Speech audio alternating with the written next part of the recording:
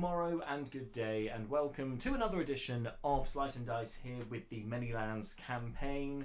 For today's episode, we've got most of the party here. No Marta this week, but we will be catching up with Naeris throughout the episode, and hopefully, the party will have reunited sooner rather than later. We shall see how things go today. But welcome to the rest of you. Hope you've all been doing well in the last week. For those of you who missed last week's episode, you can catch it all up on our YouTube channel. You can find a link to that if you're watching us live on Twitch. Right at the bottom of the Twitch page, just click on the sign that says catch up with a YouTube logo, and it'll take you straight to our YouTube channel. And if you haven't subscribed already, please do. Really do appreciate it. Speaking of which, we've now got our own subscriptions here on Twitch. That's monthly subscriptions. There's 3 tiers to join up with: the Adventurer tier, the Hero tier, and the Demigod tier, all of which come with some really great perks. You can check out what all of those are on our Twitch page. It's literally just below the video. And we've got a green down, but other than that, we'll work on that. So before we begin tonight, chaps, does anyone have anything they wanted to add or announce for today's stream? It's perfectly fine if you don't. I'm going to take that all as a no. Okay, thank you very much, guys. Right, so without any further ado, apologies if we have any technical issues today. We're still patching and working on a few different things here to make this as smooth and comfortable as possible. But there may be a couple of issues outstanding. Just let us know in the chat if there's anything that's not going quite right. Anyway, let's jump in with tonight's episode from the Manylands here on Slice and Dice.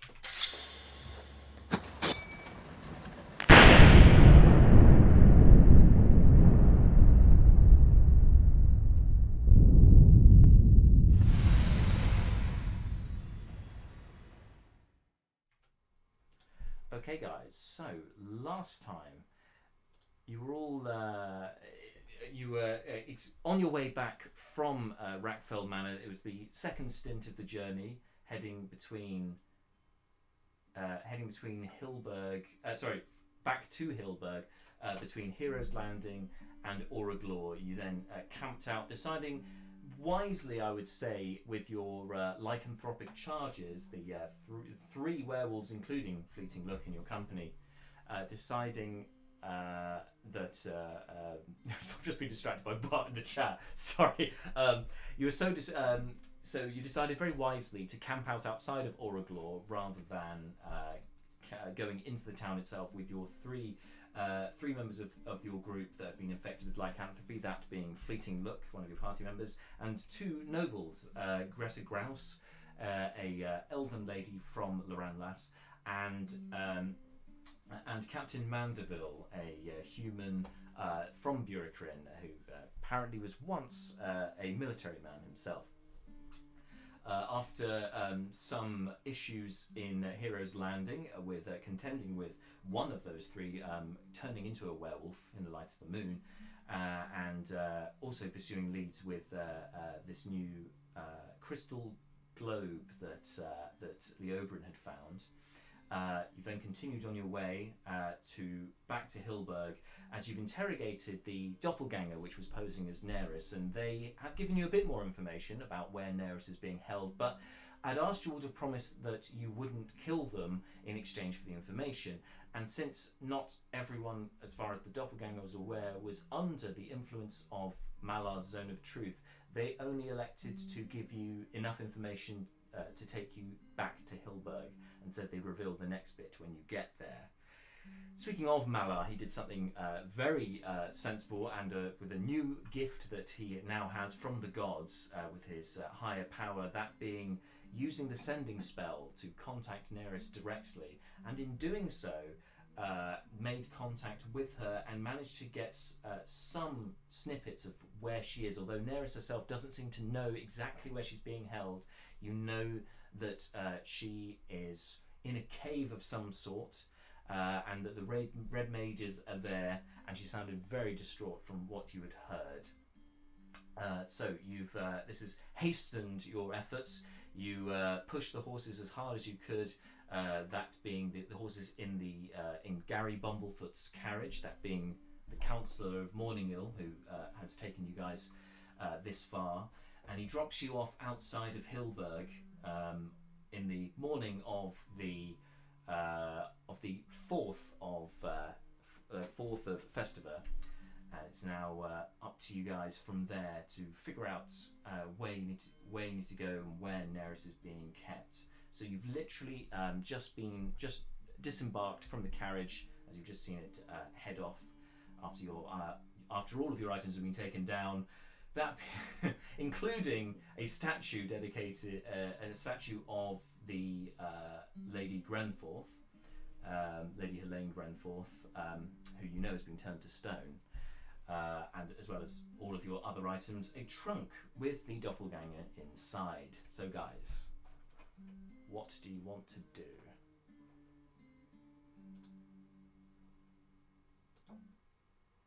Where are we right now? Are we entered the town? Yeah, you're outside the main gates. Like invisible sight of people that they could see us taking a prisoner out of it? Yes, those the gate guards would see you. Yeah. Oh no, Jack, we've lost your audio. You've lost my audio. Oh no, there you go, you're back. So you're in sight of the gate guards. Cool. Gonna knock on our little trunk with our prisoner in it and say, we're at the front gates of the town. Where do we go to get? You hear a laugh from inside. Do you really think I'm going to direct you from inside this fucking trunk? If we let you out, you're just going to escape. Well, if you don't let me out, I'm not going to give you any more information.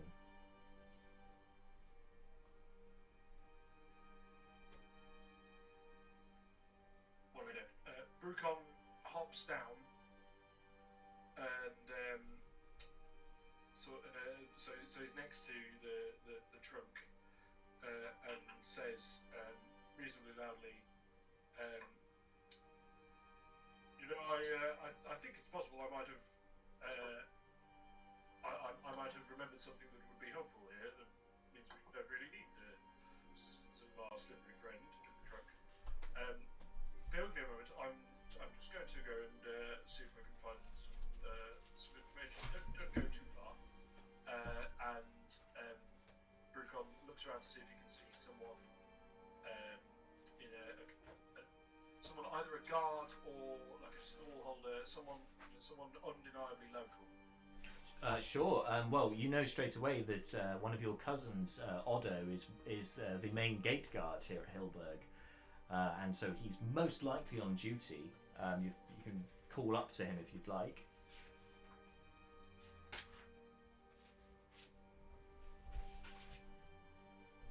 You could call up to your cousin if you like. Sorry. Yeah. Otto, was it? Yeah. Remind me what the so it's not really what's the relationship with Otto? He's not the envoy for the clan. No, he's just a cousin of yours. He works as a gate guard in Hillburg. Wayland Rumbleguts. He's married into the family. I remember now. Okay, yeah. Well, because I'm going to call out to him, but he will saunter over in his general direction. How far away is he?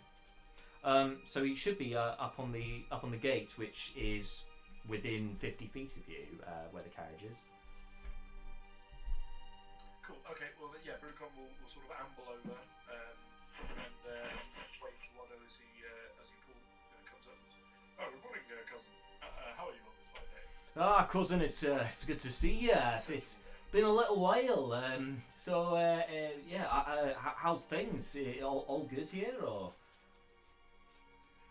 Well, we're in a bit of a rush, Otto. I'm not going to lie. Got urgent business to attend to. Tell me, have you ever heard of a local ranger by the name of Greenblade? Oh yes, Greenblade. Yes, of course. He's come by a few times. In fact, he He went off up into the hillside only a couple of days ago. He seemed pretty concerned. I didn't actually get to stop him for conversation, but just noticed he was going that way.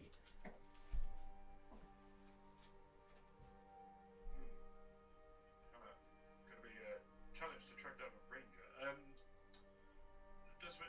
Anything on the grapevine about his business activities, anything like that? Well, I thought it was strange because the main, you remember? Do you know the carpenter in Hillburg? What was his name? Summerfall, Brinland. That was it. Brinland Summerfall of Summerfall Carpentry. Let's assume for the moment that I do. Right.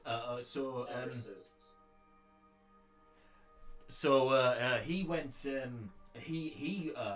Well, it's unlike him anyway to leave Hillburg, but he left looking awful distressed a couple of days ago, and it was only a few hours after that Greenblade also exited from the village. Now, of course, nothing strange about Greenblade. He's a wanderer, a ranger. He tends to, go around the forest. But the carpenter going out again towards the hillsides seemed rather strange, out of character. He looked like he was under a spot of bother, if you ask me. But again, he wasn't going to stop for conversation, so...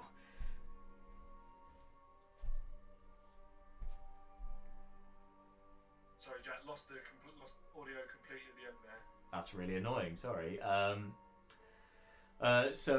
Basically, the Brinland also headed up towards the hillside, and it looked like Greenblade was following him. Went out a few hours later. Right, got you. Okay, well, cheers, Otto. I'm just going to go and confer with my colleagues over yonder. I might possibly be back. If not, stay safe. Good to see you again. No worries, nurse. I hope you took care of those werewolves. Captain Jenner was saying that you've been sent on some important mission for Hillburg and for the Republic. Oh yes, they're doing very well. Don't worry, we've got them absolutely sorted. Anyway, toodaloo. Bye now. Back towards the carriage. All right. On arrival back at the carriage, Brucon shares information and explains. I could be wrong, but I'm pretty confident that our ranger friend, Mr. Greenblade, will be able to steer us towards the Red Mages. So, and then he leans over to the truck and says, "Sorry, turns out your services aren't required. See you."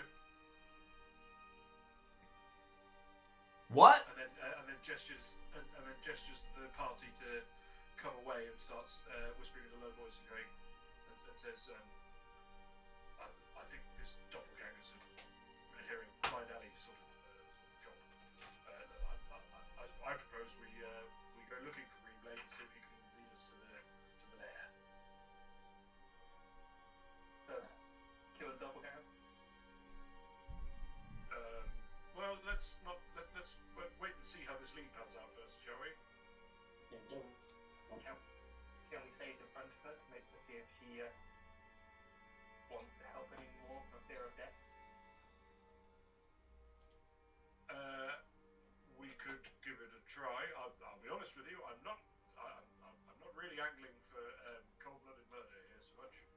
I'm just trying not to get sucked into a protracted game of cat and mouse with a shape-changing liar. Do you know where Greenblade is? Well, I've got a lead. They seem to have headed up into the hills nearby, hunting for Bryn and Summerfall. Is that right, Jack? Summerfall? Yes. Yeah. So I mean, our chances of tracking the ranger are pretty infinitesimal. But if we can find the craftsman, then we might be able to make contact. Oh, I could maybe send a message to Mr. Greenblade, and that may expedite things, possibly. That's a very good idea. My God, you are useful. Yeah, Jack, by the way, we are getting the ghost audio thing. Yeah, Yeah, sorry guys, that's not. I'm not getting it this end, and I don't think there's much I can do about it currently without losing you on the audio, which is really annoying. Sorry. We'll just have a little bit.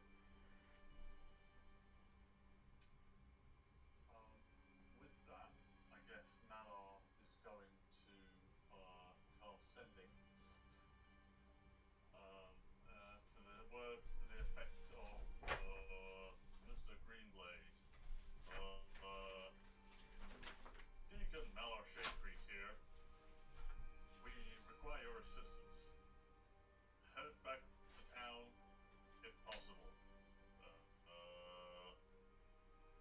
Provide this message.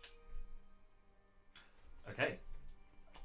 After a moment, you hear a reply back, which unmistakably is Greenblade. Is this to do with Naeris at all? I spotted her heading into the hillside a few days ago with fellows in red. Her uncle's this way. I don't think we have much time. Follow the trail north. I think it cuts out after that.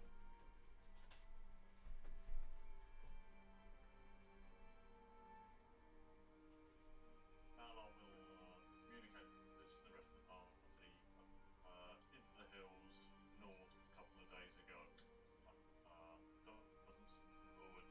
Doesn't sound like he's going to come back. I would suggest that maybe we lose a likely direction and spot and head for it. That was insanely useful. Did we say follow the trail north? Yes. So north seems like a good starting point. North. Hills. Yes. A plan's forming. This is magic. Or is it okay to call it magic? I don't really know how this works. I don't want to misuse the term here. Well, that is quite a right. Right, As he just said, after our horses to go, I'm going to put my hand on top of the chest on the way back and go, well, you didn't keep up your end of the bargain, so we won't have to keep up. And then I'll leave and go towards my horse. Sorry, what did you say you're doing with the horse? No, to the chest. I put my hand on top of it and I said, you didn't keep up your end of the bargain, we won't have to keep up ours. Sorry, say that. What? Sorry, can I have that one more time? I'm just gonna boost your audio because the guys at home are not hearing you guys very well. Sorry if this is more feedback for you. You guys just need to. Sorry, go ahead. I said, I'm going to hit the top of the chest and say, if you didn't keep up your end of the bargain, we won't have to keep up. You'll find you're a lot faster with me in your company. I'm still willing to keep up my end of the bargain. We've lost. Sorry, Jack. We're losing the ends of the sentences. Okay, I'm willing to keep up my end of the bargain. It's not my fault that I'm stuck here in this chest. You'd find her faster if you took me with you. You have one more chance when we get there. That's it. Fine. Then get back on the horse and let's start to make our way north. So are you leaving the doppelganger in the chest? Yeah. Because you don't have the carriage anymore, so... Yeah, no, we were warned that this was where we were going to have to part ways. So, there's an inn here, right? There's an inn inside Hillburg, yes. Yeah, okay, so, I think Brucon and Malar are probably the heavy lifting people, despite all of the comical mental images that conjures up, given the height disparities. So I guess Brucon's going to have to do the overhead carry, and Malar can do it underneath. But If we're Anyway, Brickon suggests that they grab the chest and take it to the inn to see if they can hang on to it for us. We're leaving town off. We will be, but we're going to come back. Can't we just? We may need her to find the entrance or something. Can't we just take her out of the chest, tie her up on the horse, and make her come with us tied up on? We have enough rope. I look to the rope. We've got rope. Yeah. Okay. If everyone's cool with that plan, I'm cool with that. Mallow will still like to take the statue of Lady Grenforth and deposit that somewhere in town that is... Yeah, sensible. Tricks and all. That's a great idea. Oh no, good tricks. So you're going to do that first, yeah? Mallow will quick it up, making it. All right, cool. Is anyone else going with him, or are you just going on your own? I'll stay with Doppelganger and outside the town wall. I'll go with the stat. Cool. So the Oberyn and Malar then will head into town while the rest of you get the Doppelganger out and sort that business out, tying her up onto the horse. We'll come back to that. So you two, you can head into the village, and you know exactly where the temple is. Heading on over there, you do notice that there are quite a lot of dwarves gathered around outside the temple, many in sort of plain burlap kind of robes. Some are holding signs up, which Malar you immediately take some exception to, as they're basically signs denouncing the eight. It says there is no eight, there is only one, and don't follow the untrue faith. They appear to be protesting. Mallow just sort of huffs and just ignore them, Mr. Leobrun. There are many detractors from the eight. They don't know what they're saying. I mean, I don't understand what they're saying. That's for the best.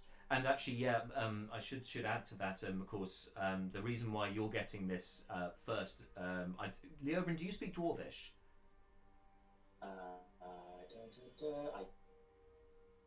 Is that a don't? Well, Leobrun does. I don't. Oh, okay.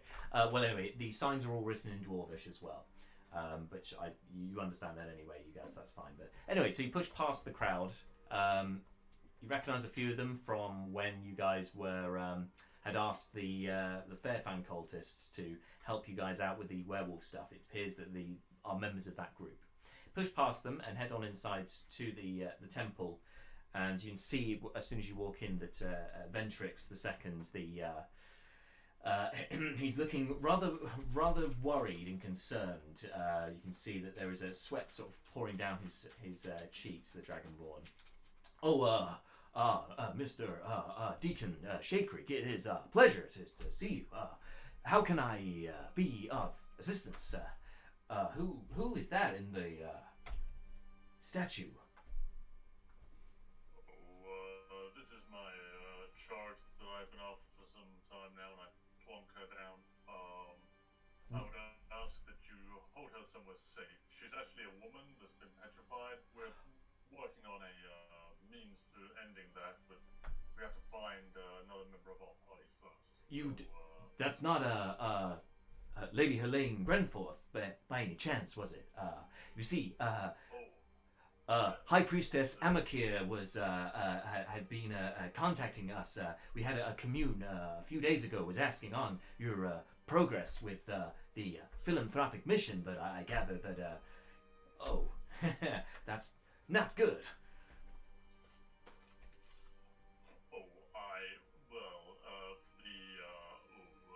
Sake of my standing within the order, I would request that you maybe limit your correspondence back to the High Priestess.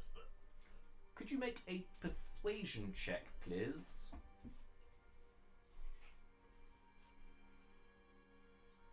Persuasion. Right, here we go.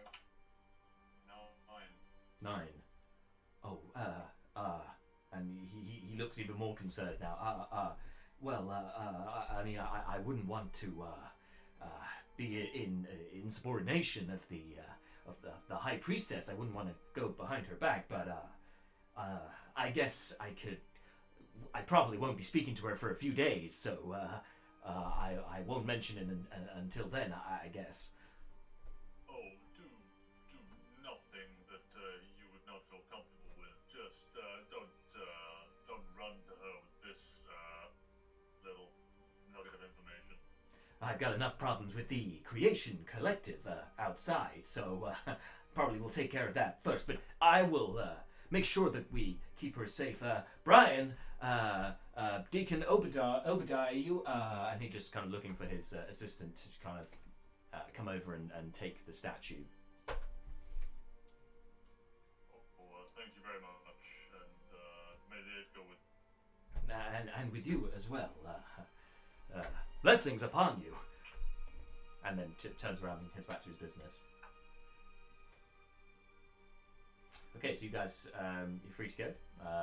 As you see Brian, the slightly sort of hefty-looking human of the Order that you remember from back in the Hammerfane Institute, is already looking a bit, sweating a bit before he goes to sort of take care of the statue. Seems to be struggling with it, but you think they're probably in safe hands.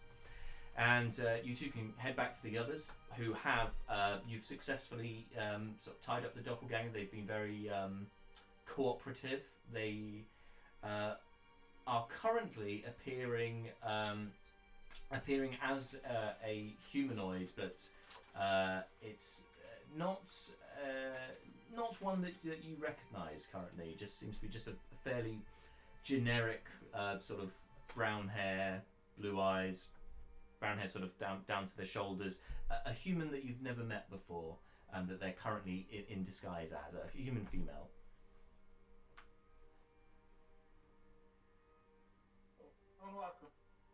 What does Damien look like? Oh, you asking it? Yeah. Well, you know, he's got a blonde goatee. He's got a kind of like a side parting that's. Maybe you could demonstrate it. Oh, well, I'd hate to ruin the surprise too early, but maybe when we get out of sight of the village's walls, then I'll do it for you, no problem. That's fine. Sorry, say that again, James. Should we start going? Should we go? All right. Autobots transform and roll out. There's several ways. All right. So you continue on, heading north. There is what looks like a well-worn path, heading north, sort of around the edge of the village, past the fields with sheep that you recall from your investigations earlier. You go past Rackfoot Farm, where where you remember the farmer, the almost incoherent farmer, resides. You go past there and continue north, heading along the path. You could continue for several hours. Can you guys tell me what your marching order is? I'll be standing next to Horsey, holding the reins as we walk. Sounds good. Brucom will bring up the rear because he doesn't want to obstruct anybody's view. Well, Brucom will take the vanguard position because that's unlikely to be a problem. Sounds good. Yeah, I'm probably in the middle then, holding the reins. I'll go just behind Seth. Just behind Seth, yeah. Just while we're doing this, does this path look like it has been trod in the last few days? Is there any indication of broken vegetation or footprints? Yeah, you can make a survival check if you'd like. Brucom will attempt to make a survival check as well. Great. Because he's Mr. Outdoors. He is Mr. Outdoors. God damn. Oh well. I got 13. So. Brucom got 22. Great. Okay, so Brucon, I have no explanation. In the front, you do manage to find some tracks. There's a couple of sets of humanoid tracks that look fresher than they're the only ones you can really pick out. It doesn't look like many people have been this way recently, but those are the two sets that seem relatively fresh to you within the last couple of days, you might say. Continuing along the path, you do see after a couple of hours that one set does deviate from the path and seems to be heading up a kind of rocky incline over one of the hills. The second appears to carry on straight, at least for now, within your immediate sight.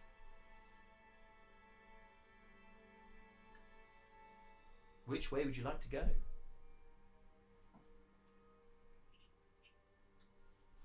Can you describe all of that? Yeah. There was a rocky section, and that's. And then it cut out. Oh, that's so annoying. Okay, so there is a rocky incline to one side where one set of footprints appear to be heading. The other set of footprints continue to be heading straight towards the foothills, which are in a much shallower incline, much gentler slope ahead, but it's a steeper one to one side. Is it? Do one of the sets of footprints ever go over? Like, have they ever trodden in the same spot, one after the other, at any point? Is it possible to get a vague indication of which one was before the other? Okay, you can make one more survival check. Another survival check. Yes, please. Okie dokie. Not as good. 12. 12. Okay, they look roughly around the same time. If you were to, it's hard to tell the difference between the two steps. Brickon turns around and leans kind of to the side a bit, and then calls out, "Malar, what does your Loxodon nose smell?"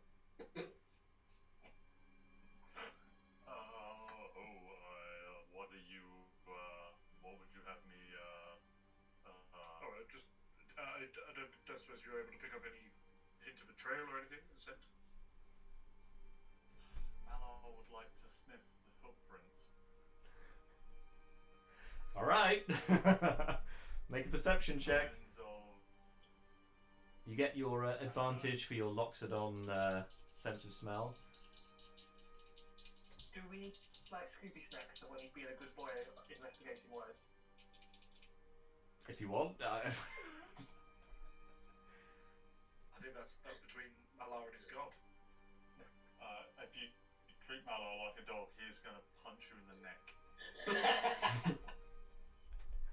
That's a 12 on that perception. With advantage. Yeah. You can tell from the smell that it's rained in the last probably couple of days, and that's the tracks. That's why these imprints are there. It seems that there's been some mud, but it's impossible to tell a difference between the two. I relay that. I'm gonna turn to the Doppelganger and go, which... Nice. Well, it looks like your friends may have not gone exactly the way they were hoping to, but it can get a bit confusing up here in the foothills, am I right? Unless you got somebody who knows where they're going. Are you looking to get to... are you looking to find your friend, or are you looking to find these guys? Looking for our friend. Which path? Oh, well, you want to carry on straight that way for now, but it looks like that these guys both end up going that way. You don't want to do that. That's the wrong way. You want to go this way. Inside check. Yeah. Everybody. Fair enough. Go for it. Make a roll. 19. Less than 9. 8. With an 8, you suspect that she may be lying to you, but with a 19, the Doppelganger seems to be on the level in this, but they seem to be quite cocky, quite smug about the fact. Is this Brucon who's Yeah, Bruken, you're getting the fact that the Doppelganger's being quite smug here and appears to be being truthful. Right. Okay. So the information here is that the so they said that they both seem to be going in the same direction. Yeah, I mean, I can tell from this path here that this second one looks like it was being a bit smarter and going around the hill rather than over it. But it looks like they're going the same way. In fact, I would say that second one is probably following the first one. Okay. Well, the first one's the one we want, so let's go that way. Let's go. So we'll carry on. What? So you're so instead of going the way the Doppelganger said, which is kind of straight on, you're going to follow one of the sets of footprints, right? Oh, I thought we were going the way she said. Sure, you can go that way. That's fine. So you continue straight on, and the one set of foot. I think we're miscommunicating a bit. We want to go the way of the Doppelganger. Yeah, not the way of the two other sets of footprints. Yeah. We've got random strangers who we don't care about, and the way the Doppelganger is saying is still. Yeah, exactly. So I thought it was an A or B choice. I didn't realise. you just brought C into the mix. Okay, so anyway, yeah, we follow. We go the way the Doppelganger says. Sure. Okay. And you do notice as at first you seem to be following the one set of footprints that are going around the steep incline, but then you notice, yes, they do go off to the left to one side, sort of snaking away from you. You guys continue on this gentle trajectory, but within the next hour or so, you end up kind of in a valley between some foothills, and the path starts to snake a bit. No longer are you following any particular tracks. It's just a dirt path at this stage. And it seems to be snaking the hillside is becoming gradually more steep around you as you feel like you're more and more getting kind of enclosed in this space and it almost entering into a maze, if you like, with these foothills. Keeping an eye out for cave mouths or openings or things that look like they might be a secret base. Yeah, and Brucon's similarly doing a kind of, he's trying to tap into his ancestral knowledge of stone cutting and so on, and going like, where, what might be a natural sort of formation that indicates a cabin nearby, all of that jazz. Excellent. I'm going to ask the Doppelganger how close we are. Oh, it's not too far now. I'd probably say a few hours, maybe. A few hours. Oh yeah, this is the quickest way. Let's keep going. Sorry, James. I just said let's keep going then. Okay. So as for you two, perception check from Malar then, please. And for Brucon, you can make a history check using your stone cutting. That's a 14 for me. 14 on perception. Okay. Well, I just rolled 3 twice, which gives me a final score of 5. Is that with double your proficiency as well for stone cutting? Yeah, that's a bit of a marshal. Because doesn't stone cutting, rather than giving you advantage, it doubles your proficiency bonus, right? So 3, it should be 7 then, right? I thought it did give advantage, but No. Regardless, whatever, 5 or 7, either way. It's not Yeah, great. that's a fair point. Okay, so with 14 on your perception, you can see that you don't see any movement above you. You're keeping your eyes kind of on the hill line to see if, because you're in a vulnerable position, being essentially down at the bottom of a ravine, essentially. As for although it's only a 7, you do remember that especially the dwarves of old would come down from the hillside and stuff. There were hill fortifications some time ago, although most of that is now in the mountains of Rakgarat, guarding the border with Rachir. And actually, sometimes these hillsides would have almost been manufactured to have this kind of bottleneck that forces would then be forced to go through to get to the next point. And this feels like maybe it was one of those that has been crafted for that specific purpose. You guys continue on, snaking through this area. Sorry, just to cut in, something else that's just occurred, which Brucon relates. Brucon also turns to Pud and goes, "Oh, incidentally, it sounds like we're heading for some sort of dwarven abode. Worth bearing in mind.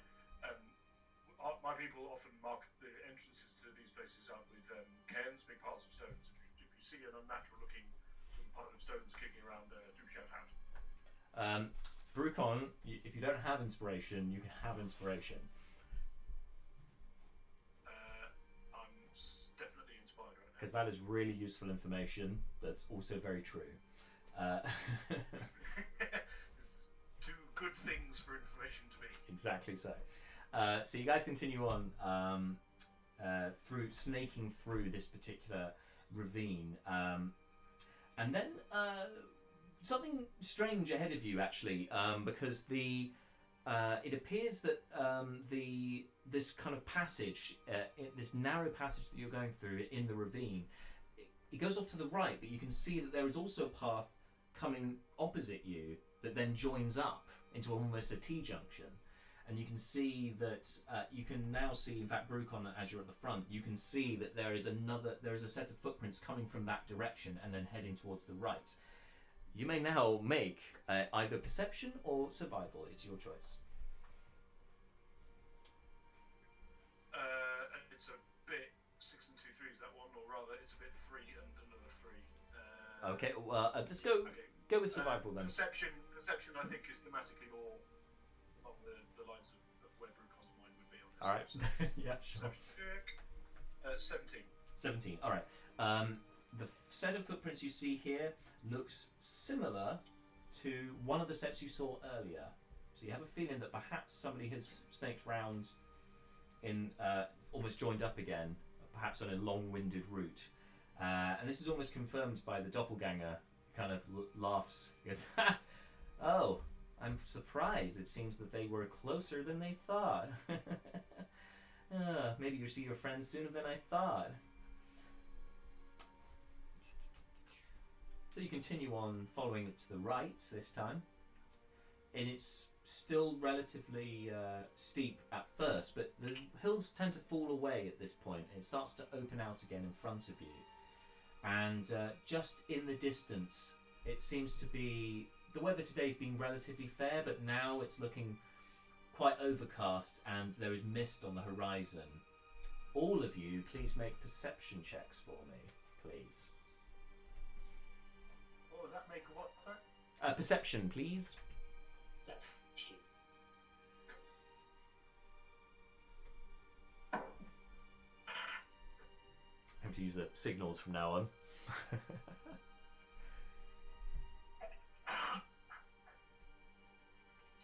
Brucon rolled an 8. 8, 9. Any advance on 9? 14. That's a 19 from that one. 19, 14, and a 3. Oh, unfortunate. Alright, so then for Fleeting Look and for Malar, you do spot on the horizon, strange enough, just as Brucon had said, just in the mist, atop a hillside, a pile of rocks, otherwise known as a cairn. You can just about see it through the mist ahead of you. It's some distance away yet, this hill. There's still a plain ahead of you that you need to get across beforehand. But you also notice that on this plain there are various mounds of earth that have kind of been, it looks like have been within the last day or so have been sort of pushed up and disturbed the earth, as if a burrowing creature such as a large mole or something has popped up and disturbed the earth in the area. I'll point this out to the rest of the party, well, the calm bit at least, and sort of suggest we make haste.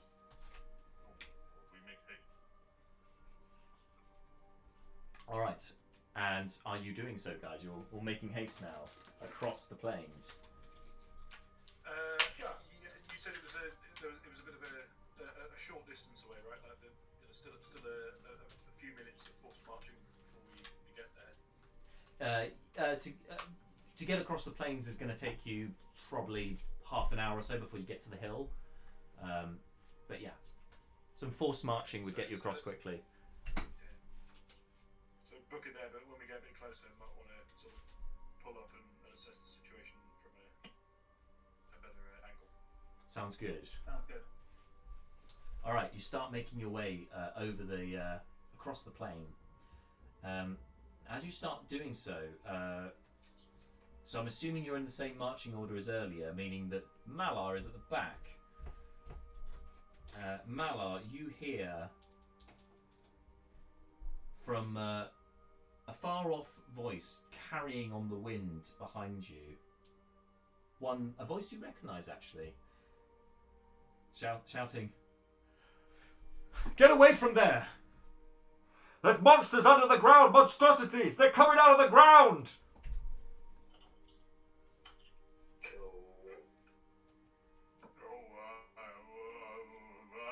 Stop! Everybody stop! Can I see where this voice is coming from? You can make a perception check and have a look behind you, sure. 10. You look back and you can't see anyone, at least not on your level. And you look around, the mist and haze seems to be interfering with your vision. You can't see who the voice is at this point. It seems that they've seen you anyway. But then as you turn back to warn your fellows, you hear a rumbling under the ground. All of you feel this tremor in the earth. And Brucon, you see before you the earth explode out. And okay, the earth explodes in front of you. You see this enormous insectoid creature with it's almost like a three-pronged crown atop its head, a very long head with giant pincers coming out of its front, jutting out, and a couple of antennae drooping down below it. It sprues forth large, kind of praying mantis-style claws, which embed into the earth in front of you. I need everyone to roll initiative, and we're going to take a very short break. We're going to take a very short break while you guys roll initiative. We'll be back very, very, very, very shortly.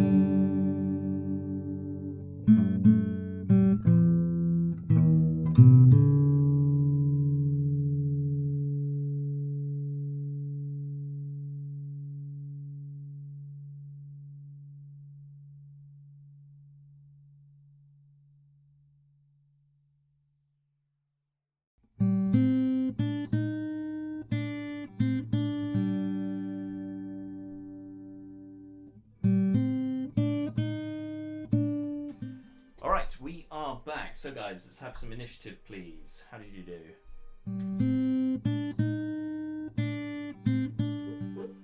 Oh, I somehow switched out again. 20 for initiative, 24 for Brucon. Okay. Any advance on 24? 16. Okay. Anyone else above 20? No. Okay. So 16 for Seth. Anyone else 20 to 15? No. Okay. 15 to 10. And then 11. 10. Did you say 15 for Malar? 13, 11, 10. Perfect. Okay, 13 for Malar. Yeah, no, you got your 16. Yeah, that's fine. 11 for Leobrin, 10 for Fleeting Look. Okay. Which means that the monster, this insectoid, goes after Brucon. So it's Brucon first. Let's get some combat music on the go, and let's get a map up for you. So this thing's emerged. Is it in the midst of the party, or what? No, it's just in front of you. Just in front of me. Oh, splendid.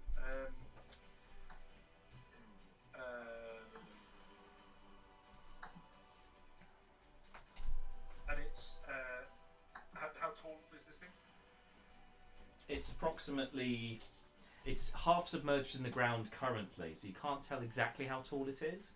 But it's, from what you can see, is about 5 feet out of the ground. It's taller than you at this stage. Right, it's a big boy, but not like. It's a large creature. House-sized? It takes up 4 squares. Yeah. And it's still digging itself out of the ground. Okay, in that case, Brucon will pull out his cookery. How rough horizontal distance away this thing? Like literally 5-10 feet away, or a bit? Yeah, it's literally 10 feet from you. Cool. Okay, Brucon is going to step smartly to the side and then forward. So he's going to start just wailing on this thing's legs as it digs itself out of the ground. Alright, let's just make this a bit simpler rather than going over the ridge in a sense. You can step to one side and then start wailing on it. Alright, make an attack roll, please.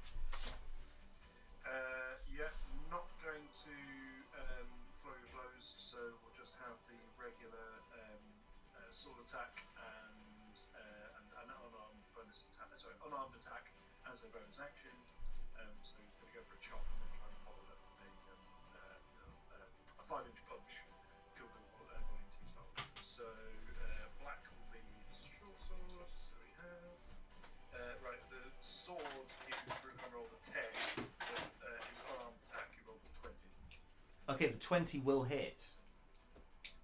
So get some unarmed damage. Yeah. So D4 plus.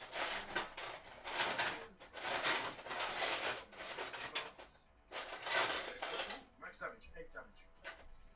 Nice. 8 points of damage. Alright.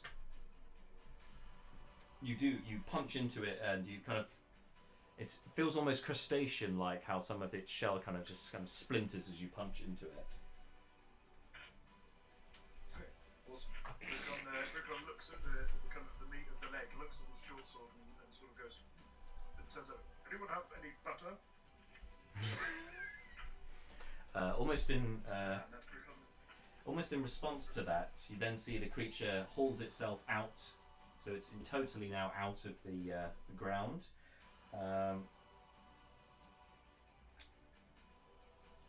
And it pushes forward, doesn't break melee contact with you, still aware you're there, but it's going to actually pivot itself around you, almost lining up this way, and you can't tell any emotion from its insectoid eyes. It has 4 eyes across its brow, but it fixes you, and then you see its head kind of knock back, and out of it spews this blackish green ichor just sprays out across you, the Doppelganger, Horsey, and Leobrin.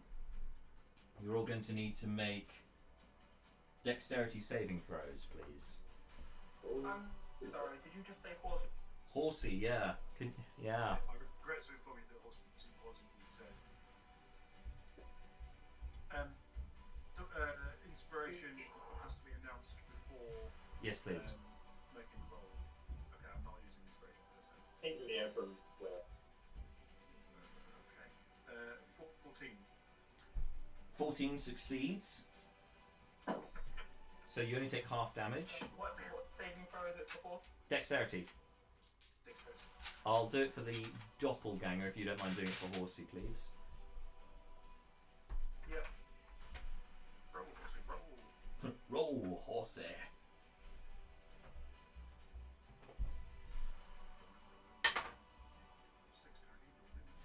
Doppelganger fails. Yep. Did you say 13? 14. That's 14 for horse. 14 succeeds, so only half damage to Horsey. And Leobrin. Leobrin is very glad he used his because he went from 4 to 20. Excellent. So it looks like everyone apart from the Doppelganger take half damage. So you guys, Oh no, what a shame. what a shame. You guys. So the Doppelganger takes 12 points of acid damage, which let me just double check. Okay, yeah, it's not vulnerable to that. So that's good. So Doppelganger takes 12 points of damage. The rest of you take 6 points of damage of acid damage. So the inspiration saved me from. Going unconscious. Yeah. That's good. I'm glad you succeeded. Well, that inspiration was extremely well taken. Sorry, is Leo down or? No, It's okay. because I used inspiration. Very wise. All right. So yeah, it does that. And then you hear, the rest of you hear a rumble in the ground, and from out of it, in front of you, a second one appears. And you got two of them. This one looks taller than the first, looming over you, and you see something dangling from it, and you hear also the cries out, "Ah! Oh, I'm gonna get ya!" And you can see this. It looks like a humanoid. This one is has a woodcutter's axe that seems to be embedded in the side of this insect. He's wearing a leather apron with rolled up sleeves. You can see most of his rippling biceps. He also seems very angry. Some of you will recognize this straight away as Brynland Summerfall. And he's just there, just there, just hanging off that for now. But that's not going to work. So we'll come back to that. Anyway, this second ankeg you then see, because they are ankegs in case you were wondering from the monster manual. Takes a swipe, try and bite onto a Brynland. But due to his position kind of underneath its dome, it's trying to bend down. It can't quite reach him, so it doesn't manage to bite this time. Okay, over to you. So it's Seth next. How close is the? This one is 10 feet from Horsey, or 10 feet for to be in your reach. I'm 10-foot movement, and I can get there. Yeah. To the first one, to the one that's closest. The first one. How close is it to Brucon? Like, is there any way for me to get flanking around? No, that's the second one. You could. Sorry. I see what you mean. Okay, in which case, you should be able to see. The second one's here, a bit further away, so it's more like it'll take you 30 feet to get up to it, and then if you bonus action dashed, you could get behind it and get flanking. Okay. Yes, I'm gonna do that. So that's the one that sprayed at us that's already attacked Brucon. Yeah, that's the one. Yeah. So 30 feet will get you up to it, and then you can dash to get behind it to flank it. Yeah, I'll do that. All right. So I'm going to run towards it and say, "You attacked my horse," and pull out my. All right. Make an attack roll.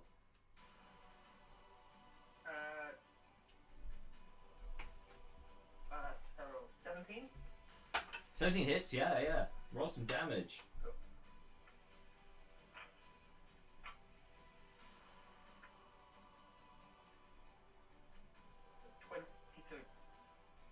22 points of damage. Oh, it is looking wounded, and as you stab forth with your rapier, you see some of this acidic blood just kind of spurt out of it. You do manage to get yourself out of the way so that you're not subjected to anything from it, but it's It's the doppelganger direct at the eyeball.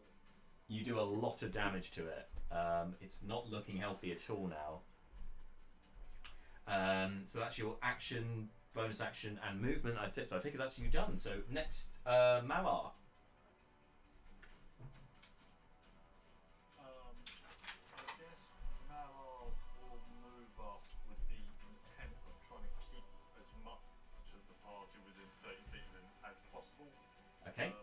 If that means Seth is just outside of that range, so be it. I think you can just about do it so that you get everyone, including Seth. Okay. How far? Oh, that sounds super disappointing. What is the distance the closest Ankeg at that point? 15 feet. Oh, guys. Yeah, I got you. Yep. Yeah.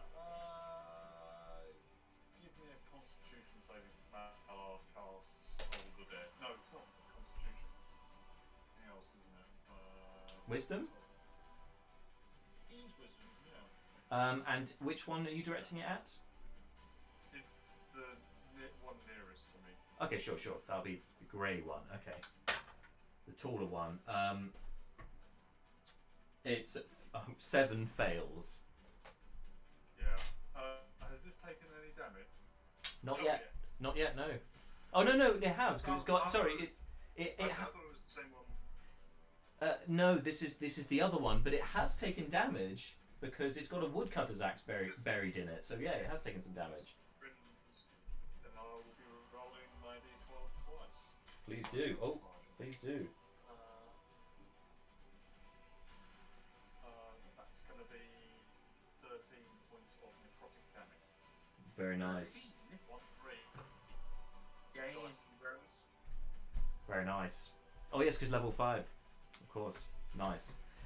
Okay, yeah. And so you all hear this ominous bell of Declan sound out, boom, and the Ankag seems to rattle inside its insectoid skull, trembling with this invertebrate trembling with fear.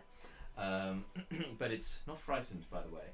It's just has been affected by this. Next, over to the Oberyn.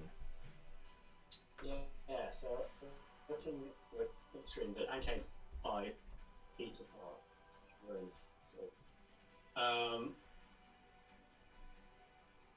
You're just behind the horse, just here. yes, I'm not within melee of the Ankag. I'm No, you're 10 feet away. good. I will move further away. All right. Just whatever they getting away from Ankeg to outside of the range of whatever this acid has to know. Okay, so I guess for this then, just make a nature check for me, please, Leo Bryn. Okay. Just to see how much you can ascertain about this particular effect, because it's happened once, but you might not know everything about its range and so on. So, yeah. I mean, I'd just go for full distance, but 6. Oh, just 6. Okay. All right. You're not sure what the range is on that spray, but it's certainly got you from some distance. So you can back 30 feet up, which will just take you off the map, just about. But yeah, we know where you are. Just a full 30 feet movement. Just keep out of trouble. Yep, can do, no problem. So, You're still with, yep, so you're now about 40 feet from it. We may have lost Trish. oh, No, I think we're okay. I think it might have just been a quick hiccup. Sorry, never mind, we're good. Cool. I will launch ball at what is nearest and horse. Go for it. That's a 20. Oh, that hits. 23. That hits. Roll some damage. Full damage. 14 force. Oh! Oh my! Yep, that one's now looking pretty ropey as you strike it with your pink and purple beam of eldritch energy, forcing it back, and you actually the force of the impact causes the woodcutter's axe to dislodge, and Brinland just falls prone on the ground, and you hear him call out, "Ah!" Like he sounds proper angry. Some would say raging. Anything else you want to do with your turn? I have moved and I have action. Okay. No bonus actions. Cool. On to Fleeting Look. From the tall one. You are 15 feet from the tall one if you wanted to move up to it. Cool, I will go up to it. Up you go, ready to engage. And I will attack with my hammer. Attack with that hammer. Make a roll, please. Is 21. Oh, that hits. Roll some damage, please. 6 damage. 6 damage. All right. It's still up, but it is looking pretty bad now. As you connect with the hammer and remind you of some of the finer meals you've had in your time, as almost like you're prizing apart, as I said, a fine lobster or a crab of some variety, making a connection with that hammer. All right. Anything else you're doing with your turn? No, that's it. Cool. All right. After you, Leobrin, you see running down from the hillside a figure in mostly dressed in brown, and just with a green cloak. And from that figure, you see an arrow fly out, striking the tallest one. And yeah, I thought so. That's 6 points of damage. And with that, the taller of the Ankegs collapses to the ground, an arrow embedded in its heart. And you can he's just out. He's still some distance from you, but he's just got to the bottom of the hill.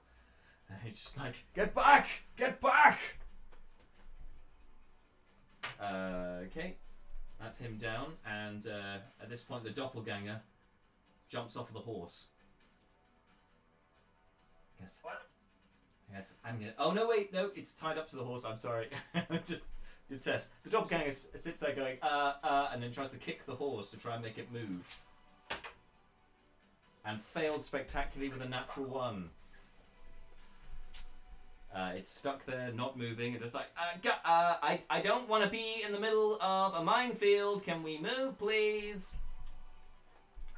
The figure on the ground, Fleeting Look next to you, you recognise as Brinland. He looks up at you, recognising your face, and goes, You were the ones that were, you were the ones with Naeris. Have you seen her? Where is she? We were going to ask you the same question. What? And he looks proper angry at you, red in the face. Goes, we've got more important things to take care of first. And then charges towards the other one. And he does get into contact with it, but he has used his action to get there, so he can't do anything this turn. But he is, he runs up to that second Ankeg, which then means it's over to Brucon, top of the order. one that just got felled was the other one, right? The larger one. That's right. Yes. Okay.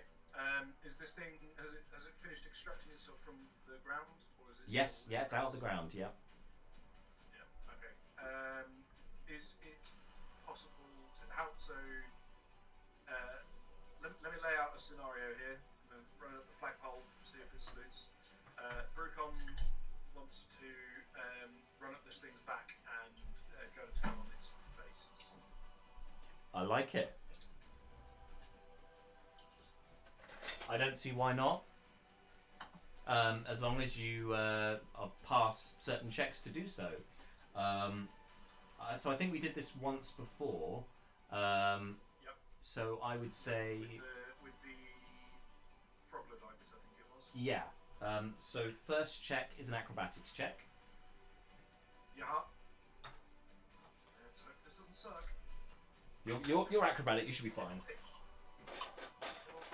It slightly sucked. 9. 9? 9. 9 is... I'm afraid 9 is not enough. You start running up a bit and you kind of lose traction and fall prone on the ground. 9 is not enough. Oh, sir. Sacré bleu! That's Yes. delightfully dreadful. Magnificent. Okay. Brucon, on the way down, Brucon goes, oh, this isn't what I planned at all, and clicks his heels together as a bonus action. Alright. So So how much movement has Brucon used prior to landing flat on his arse? literally 5 feet. Sweet. Okay, so that leaves 75, so half that, so Brucon still has 35 remaining after standing up. So he will hop to his feet and just make an attack against his, I suppose, thorax. Yes, why not? Make an attack roll, please. Cool. And we will keep points for Flurry of Flows. Ooh! Oh, it's...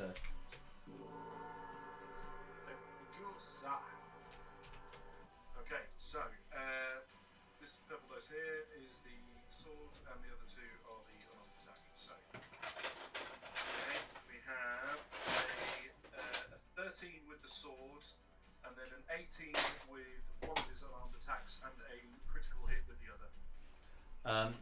Well, even the 13 hits, so they all hit. Outstanding. Okay, so that's 1d6, 1d4, and then another 2d4 plus 12. So gives us plus, Oh, camera's dropped. 25 damage. 25. Oh, you just destroy it, slitting its throat, pounding into its already open wounds, and it shrieks out and collapses to the ground. But that, with that immediate threat taken care of, you hear the sound reverberate around this area, and you hear a further rumble underground,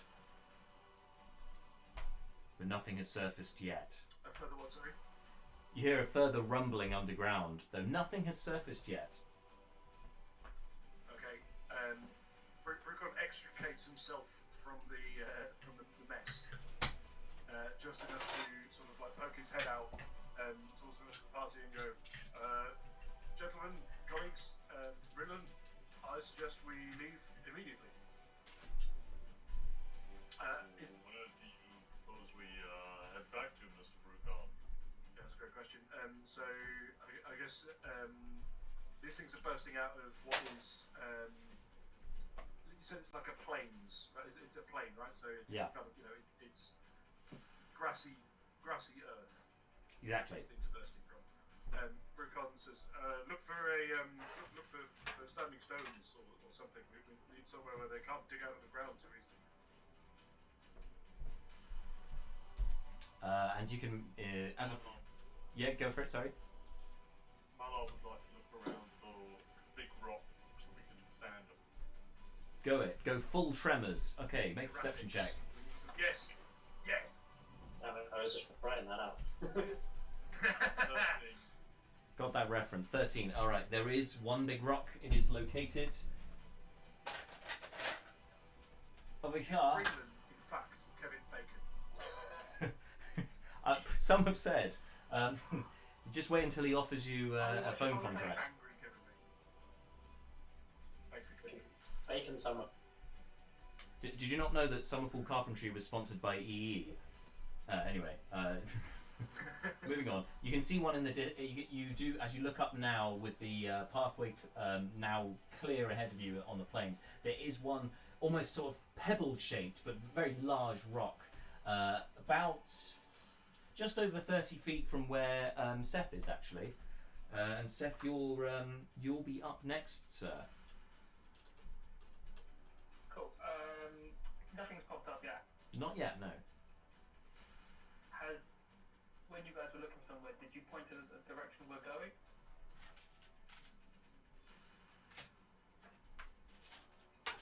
Yeah, Malar would have pointed out the rock. The big old rock. Okay. I'm going to draw my crossbow, and I'm going to move towards Horsey. Towards Horsey, okay. I probably need to use my bonus action to dash again. Yep. So I need to do the first time. So get back to Horsey, and I'm going to hold an axe. Oh, I think we've lost Dan. Oh. It's okay, Dan will be back. Yeah, we've lost him. I've lost James. Oh, James. I've lost James. Yeah. Oh no, sorry, we've lost James. Oh no, just at the crucial point. He's No. so used to it being you, and yeah, poor timing there. So, anyone killed any interesting mystical beasts lately? I just punched a giant bug to death. In the meantime, shall we deal with Malar's turn until James returns?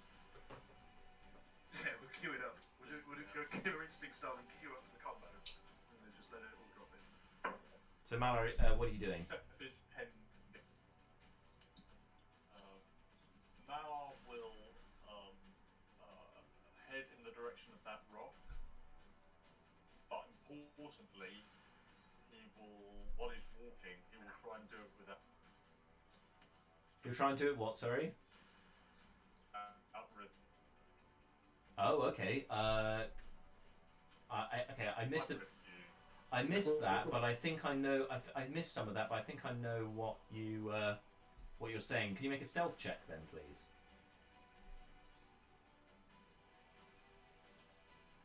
Juchowski, sorry folks, had to go AFK. Have been any fatalities already? Not yet. Only the Yankees have died so far. 10. All right. You can move 30 feet. So you, did you want to use your? Did you want to use an action to dash? How far am I? You're 5, 15, 25. Yeah, you're just over 30 feet away.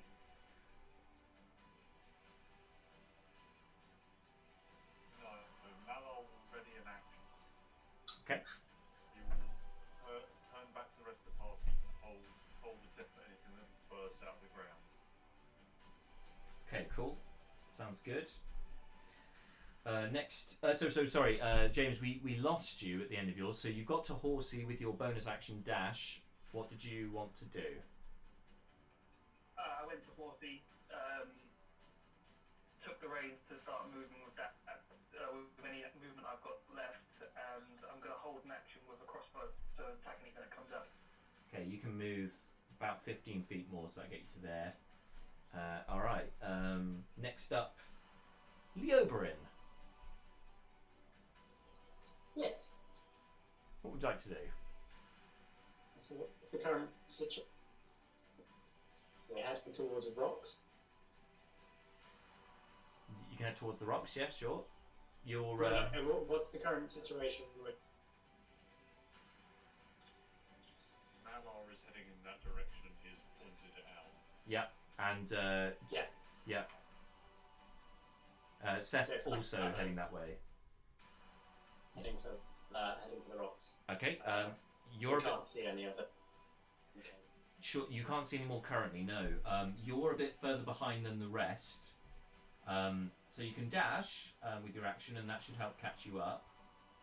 5, 10, 15, 20, 30. Remember, walk with that rhythm when you won't attract the worm. Yeah. You might attract Christopher Walken, so be careful. I will waltz as a You can make a stealth check if you'd like. Sure. 7. Okay. And were you going to use your action to dash? You get to there with your normal movement. I don't. If dashing is going to get me further, it'll be a dash. Sure. Okay. Yeah. 5, 10, 15. Get to there. So you can get up with Malar at the front, actually. Nice. Then over to Fleeting Look. Yeah, I'll do the same. I'll walk over towards So if you can make a stealth check as ready well. and attack. I think you have. Does your armor give you disadvantage on stealth checks? Is that right? I don't know actually. What kind of armour is it? I think it's. Is it chainmail? Yeah. I believe chainmail imposes disadvantage on stealth checks because of all the jingly jangly. DK, you're muted. That's Sorry, say that again. 12 with disadvantage. 12. Okay, no worries. But you can move up 1, 15, 20, 25. So, okay, you can actually get ahead of the pack just with your movement. You've still got an action. If you were to dash, you could get onto the rocks.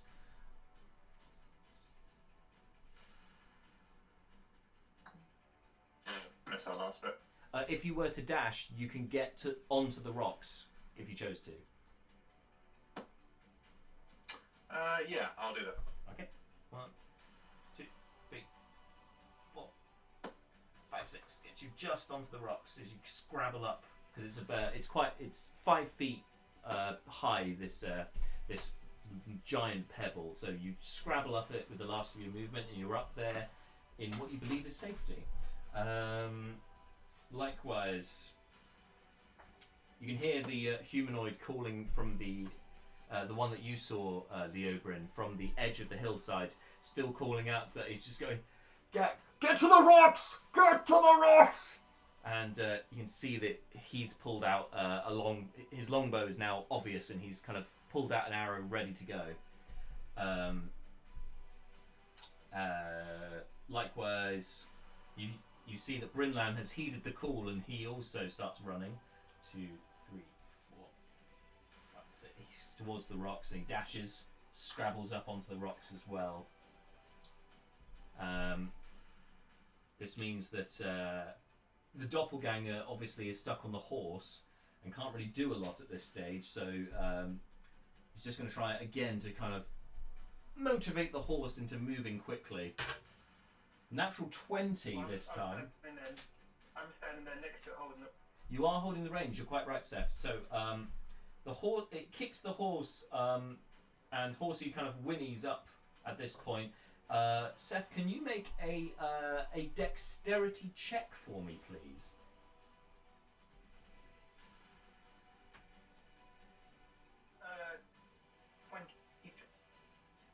22. Okay, that is more than enough. And with your nimble half-elven ways, you can, as you feel the horse starts galloping off ahead of you, you kind of pull onto the reins and then use the momentum to kind of haul yourself up onto the horse, and you're basically sitting in front of the Doppelganger on Horsey, straddling Horsey as it starts galloping across the field, getting right up to the rocks. So actually went well. That was a good roll. You got there.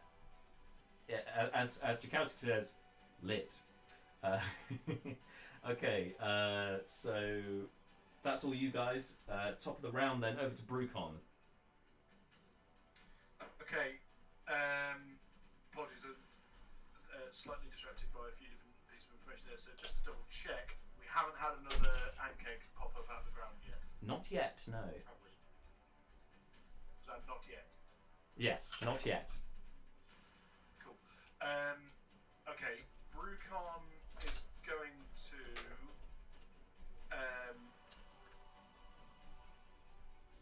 he's gonna loop out to so he's going to run off on a sort of perpendicular angle to the direction of travel to the kind of refuge, place of safety that everyone else is going. Uh-huh. So he's going to kind of he's going to zip off to the side, and heavy footfalls as he does so. He's going to kind of really pound that turf. How far did you want to move? 80 feet. Okay. That gets you off the map. Over this way. Yeah, that's fine. Any increase in the rumbling or any noticeable change in its pattern? You do. So you listen out, and you can hear it. It seems to have altered course, but you're not sure which direction it's heading in. You can hear it when you ran across the field. You could hear it. It was you swear at one point you actually ran just over it where it was, this thing, but it sounds like it's quite a way down. But you can and it sounds bigger than the last two. You're not sure if it's heading towards you as yet.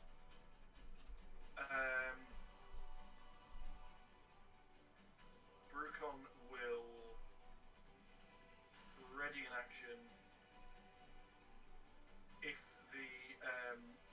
another of these creatures appears. He will well, it depends a bit on what it's going to do. So we'll say that if one appears, he will attempt to get its attention.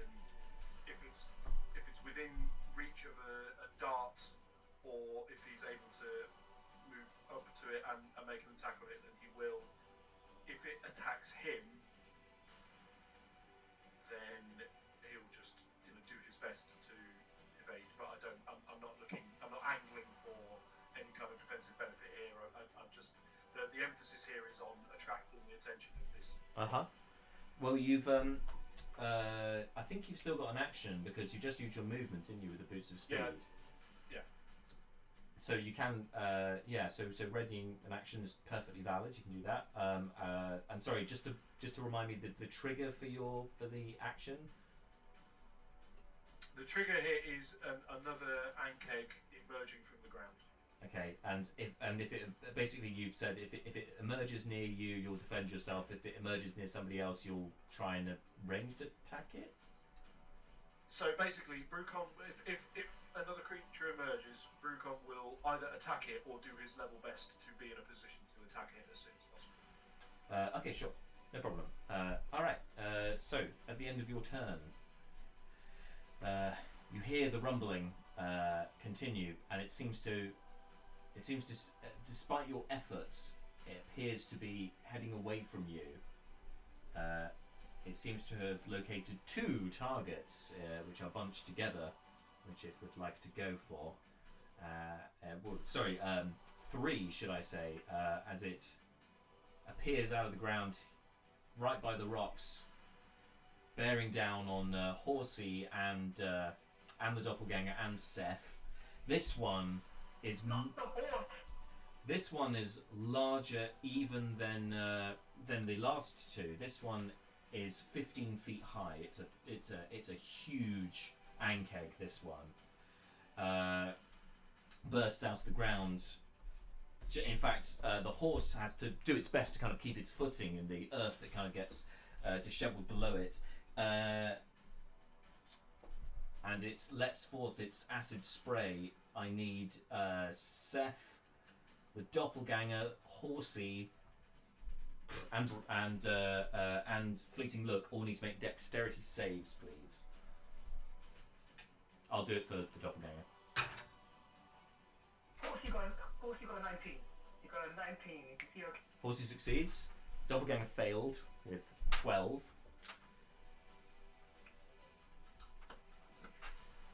Oh, 15, that succeeds for Fleeting Look. And Seth?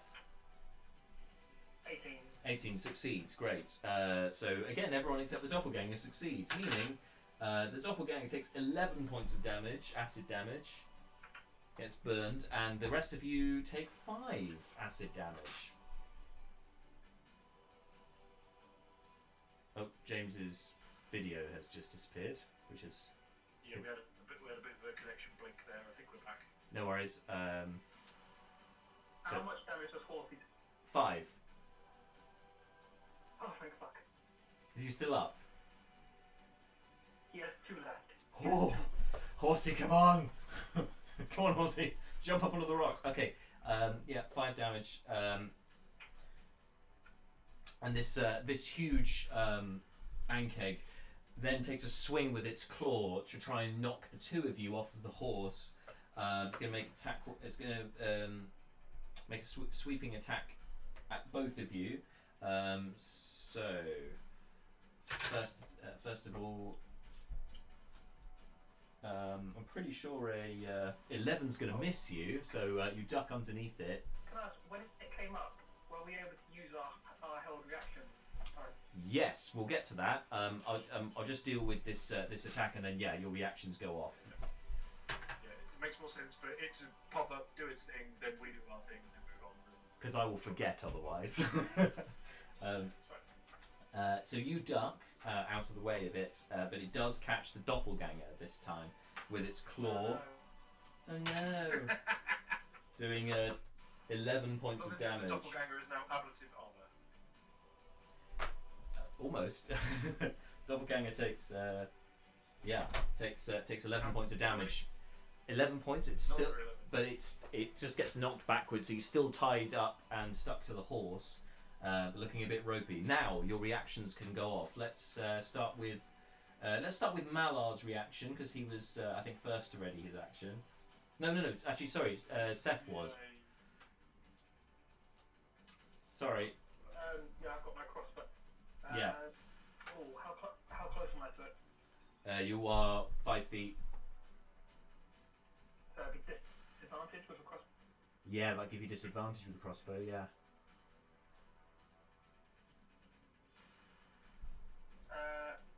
15? 15 just hits this one, yes. Oh.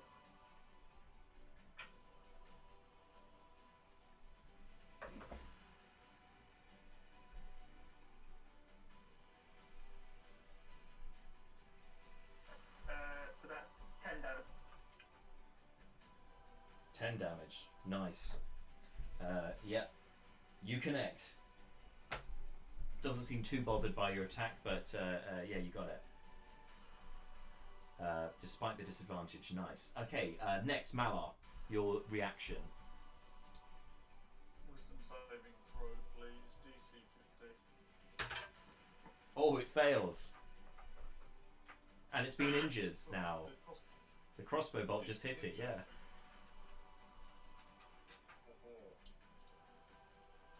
Oh shit, that's going to be 21 points of damage. Oh my jeez, that's ridiculous. Malar's turned into a paint train with no brakes. 2d12s. Lovely. It just demonstrates that Toll the Dead is ridiculously good. That's a damn fine spell you got there. In the right hands. Yeah, that works. And then Clerics, man. I think so Leobrin dashed. Brucon, you had a reaction. Yeah, which was basically just a dash and zip up to it, but bear in mind that it's got a walking speed of 80 feet while the booster speed are active. I imagine we should probably be able to get pretty close. So yeah, you can get up to it. Just you can get up to it, no problem. Currently granting flanking. Also from the distance, you hear an arrow loose. Unfortunately, whizzes past. That was not worth holding on to that one. From Greenblade on the hillside. Yes, because you recognise this is Greenblade because you hear bugger, and then a sword, a green shining sword, is pulled forth from this archer on the hillside. All right. So with those reactions taken care of, now it's Seth's turn. Considering that I'm next to him, can I crossbow redraw my rapier and Yeah, because it's a hand oh no, it's a light crossbow. Okay, so rules as written. Because the light crossbow is a two-handed weapon, you got to stow it, which it will be a free action. No, not stow it. I'm just dropping it. Oh, you're just dropping it. Okay, no worries. Yeah, in which case, if you're dropping it, go ahead. You can pull out your rapier. Yes, I'm just dropping that rapier. Since I'm on a horse, does that change anything combat? Not with this guy, because he's a huge creature. Go. He's a big old boy. 17. Hits. Roll some damage. Wow, that was useless. I rolled a 1, a 2, a 2, and a 3. That was correct. 13 damage. 13 damage, nice. Despite those low rolls, that's nice. All right. Yes, with that strike, you do seem to have wounded it. It seems to be gushing some of this acidic kind of blood from it. You've struck true. You still have movement and a bonus action. You're currently on the horse, but you can jump off it if you want. I'm currently on a horse, so I don't think I can make any move without getting off. Yeah, the horse is right next to the rocks, so if you wanted to jump up onto the rock, you could do that. But obviously, you'd be disengaging from the... You'd have to disengage from the monster to not get a reaction attack against you.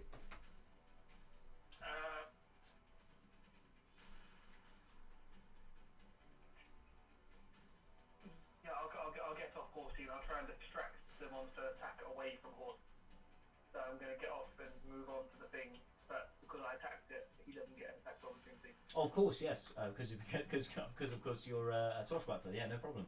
All right, you can jump onto the horse. So yeah, I'll get off horsey and move to the side on the rock and try and attract it towards me and away from horsey on 2 HP. All right.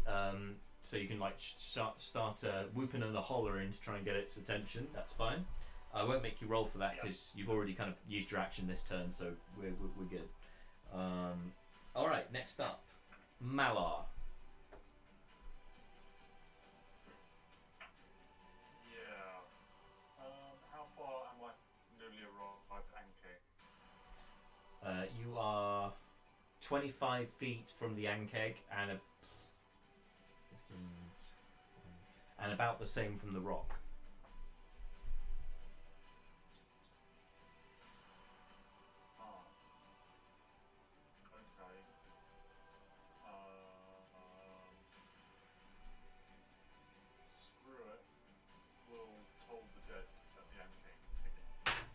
Wisdom save. I failed again. That was a 9. 19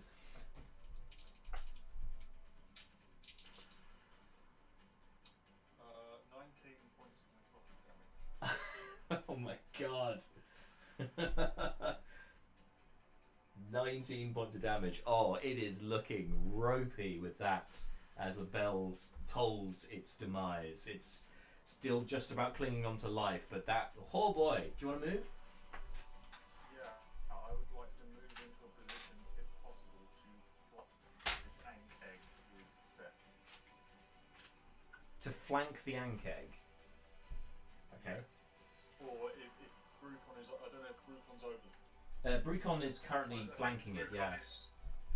Yeah. Is it already flanked? Yeah.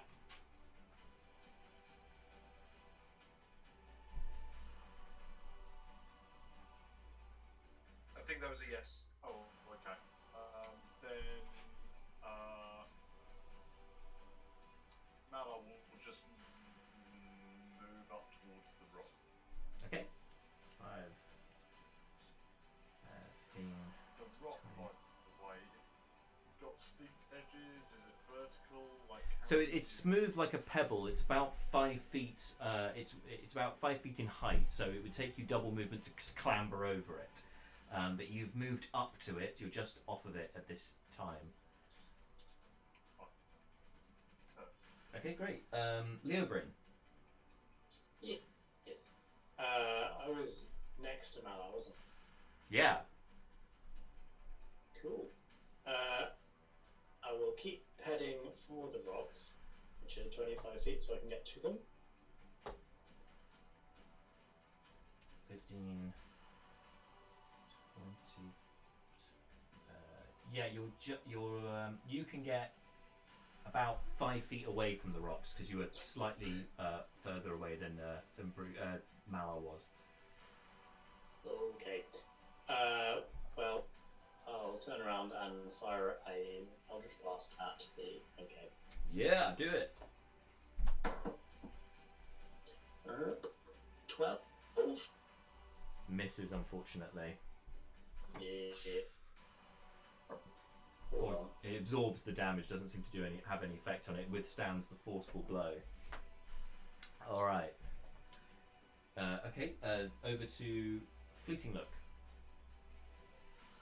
How far am I away from it at the moment? You're up on the rock and it's about 10 feet away from you. Okay, I will climb down and go. Sorry, say that again. I'll climb down and go up to it. Okay, you can hop down and go after it, no problem. Oh no, your base has stayed behind. And I've not put. Oh, it's all going wrong and here. I will attack it. Yes. And Brucon is flanking for you, so you get advantage. You're welcome. Wunderbar. 18. That hits. Roll some damage.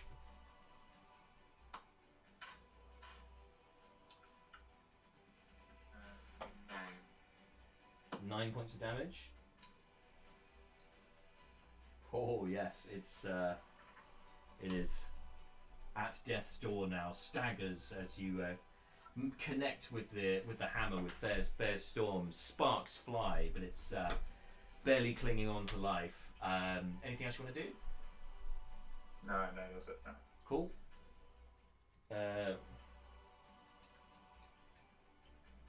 On the you can see from the hillside, Greenblade charging across the field. He's gonna have to dash to get anywhere here. With a dash, kind of runs just into your view now, just on the, just still a little way away. Running towards the fray. Okay, it's and then up on the rocks, Brynlan runs over. He leaps towards the foe. Takes a swing with his woodcutter's axe, but this does not seem to have any effect on this monster. It bounces off, and he lands on his feet next to Fleeting Look. But this guttural scream you hear as he jumps across. You kind of was not expecting it from such a mild-mannered carpenter that you met only a week ago. This seems to be some primal rage that this guy is exhibiting, the likes of which you've only seen with members people you come into contact recently, like Kajira. Yeah, he seems pretty angry. Over to the doppelganger stuck on the horse. Horsey is going to disengage and try and scrabble up. I would suggest try and scrabble up onto the rocks. James, who wouldn't mind rolling in an athletics check for the horse, please.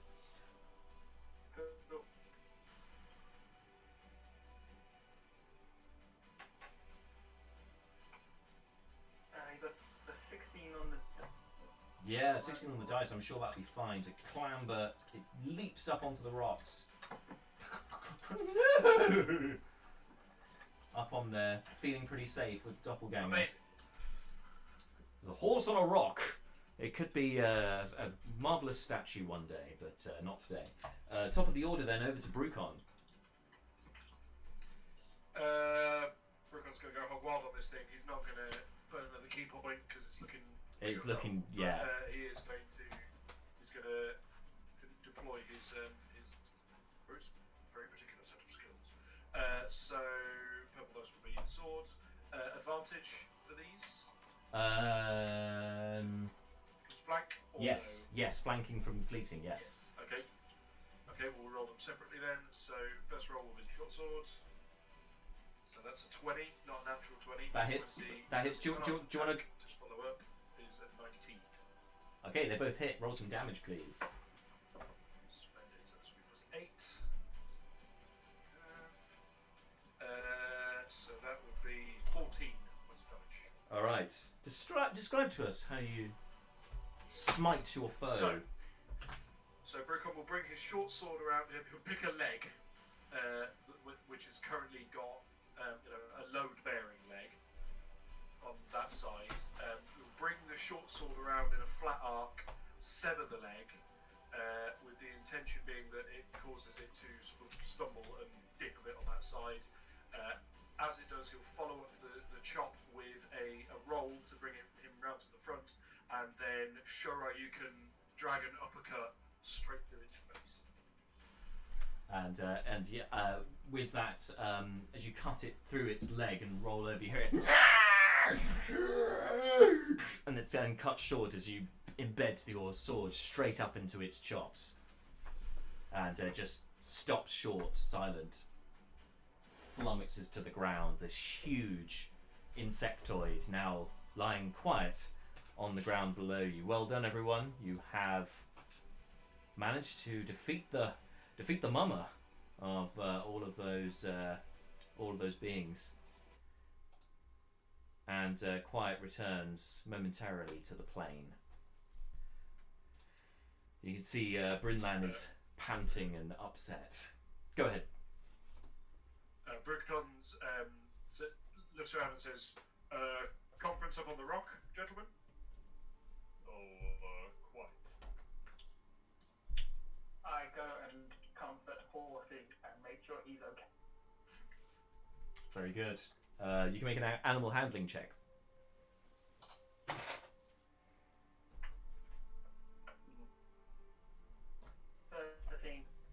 13. Okay. It does seem reassured by your presence as you go over and start petting it. It did seem worried. Had a longer face than usual, but it seems to have calmed down slightly just with your touch. You've established quite a bond with this creature. I'm going to turn to the group. Do healing potions work on horses? I would anticipate they'd work on anything mechanical as that, but that would just be me more or less guessing. I've never had to revive a horse. No, okay, you just rest, Horsey. Can I do two things? Number one, that little nugget of information you've just given us there about defeating the mama of all these ancakes, are we able to intuit? Able to what, sorry? Intuit. Would we understand that is the Given its I'm assuming all of the rumbling dying off is a clue. Yep, that is a big one. Also, that was a huge creature. That was 15 feet high. The others were maybe 10 feet. It was the biggest by quite some margin. Gives you I would say on the face of it, it would seem to be the biggest of the lot. Certainly the biggest you've ever come across. So yes, The three that we've come across, it was the large one. yes. So I would say you can intuit that was the big one. We can start walk out and Jack. I warned you. Here's Pup. second action? Malol would like to obviously get up onto the rock, march over to Brinland and just sort of grab him by the distance. I want to say lapels, but I guess by the shoulders. Where is Miss Naeris? What did you do with her? I might ask you the same question. Where is Naeris? And he's like trying to interpose the woodcutter's axe between you as he's trying to kind of fight you off. At this point, Greenblade. For the third time, this won't go in a circle. Sorry? I said to Mala, ask the question a third time. This won't make go circle. Greenblade runs over and tries to interpose. Look, I think I can perhaps put this to bed, okay? Brinland, look, I told you about Naeris going missing. I saw red-cloaked individuals walking off into the hillside with her a few days ago. I wasn't expecting you, of all people, to go hunting for... They took my wife! And then everyone, he kind of goes quiet. I'm sorry, what? And then Brynland turns to the rest of you. Argentia, she's been missing. I haven't seen her. Do you know where she is?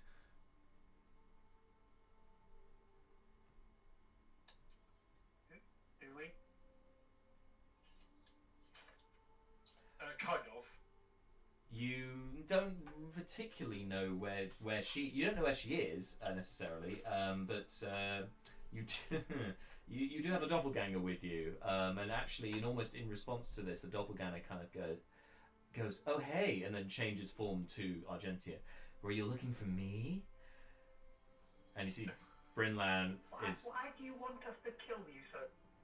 I mean, if Brynland wants to chop a piece off of this, then Brucon's interested in getting in Brown's way is zero. She's tied up. She's all...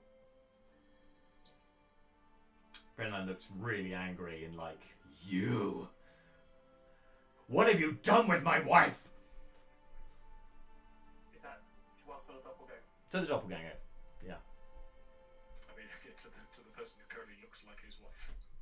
I don't know if he saw her looking like the doppelganger. He may just literally assume that we have his wife tied up.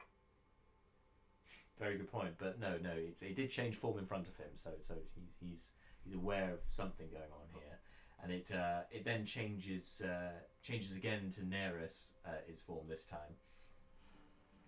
Oh, were you looking for her or for her? Because I happen to know where both of them are.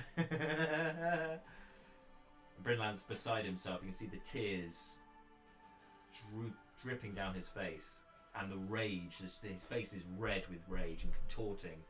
Sorry, Mala, go ahead. Mala fucking interjects at this point after that statement of I know where that and just lets go of Brendan and grabs this fucking doppelganger by the throat and just picks her up off the ground. You have not been of any use to us. You will now become more useful or pay the price otherwise. Genuine anger coming out of Malar at this point, throttling this fuck. Make an intimidation check with advantage.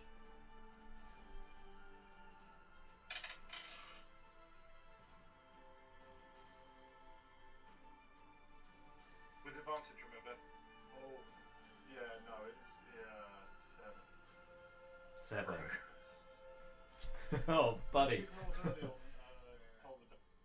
But you did. That's true. But you do see, the rest of you do see the normally quite peaceful and serene Loxodon, uncharacteristically angry at this point, and it's quite disturbing, I would say, because it's so uncharacteristic of him to be this emotional. The doppelganger doesn't seem too fazed by this though, and said, "I told you, if you wanna find her, you need to keep me alive, and you need to let me leave once I tell you where she is." Yeah,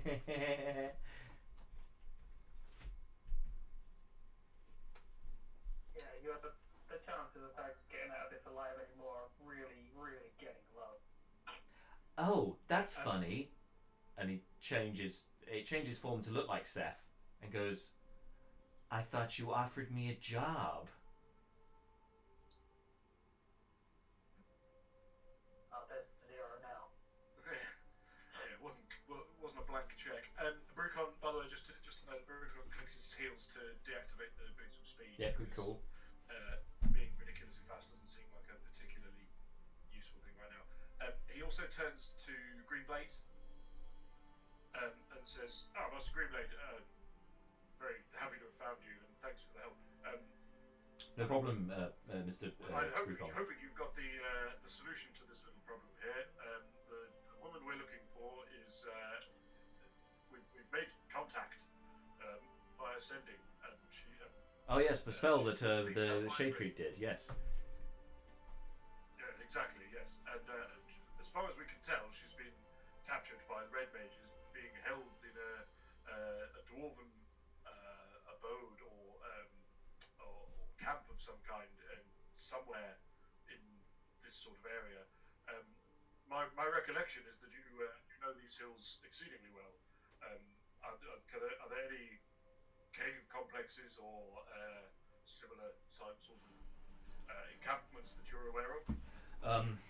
I need to be honest with you.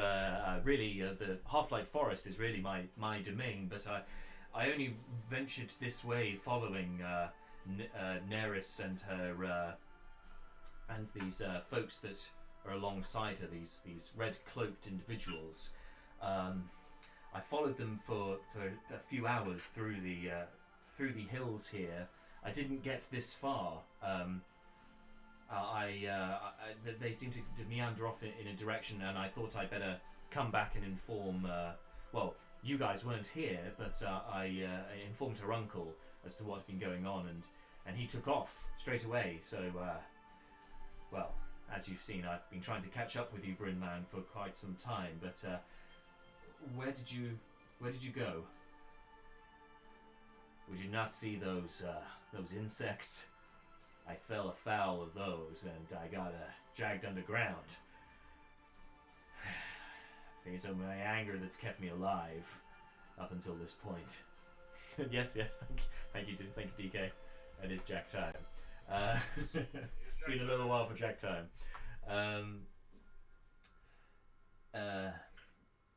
So yes, I'm glad you're in one piece, but really you're not an adventurer. You shouldn't be out this far. I think the rest of them can take it from here. I don't know. Oh, the man has the right to seek out the woman he loves as family. I mean, of course he has. I say the more the merrier. I mean, of course you have the right, sir, but I wouldn't say it was a particularly good idea for your health. But hey, I would do anything for love too. So I appreciate that your other half's safety is of utmost importance.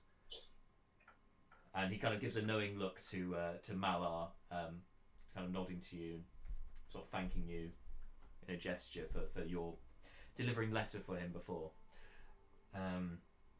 Brynline kind of looks around at the rest of you. What do you think I should do? I've been away from the carpentry for a while. I'm sure we got orders to do, and I guess someone needs to keep the place up to scratch for when Argentier and Naeris return. But I was meant to be Naeris's guardian. I meant to watch out for her, and if she's in trouble, I've got to do something about it. So.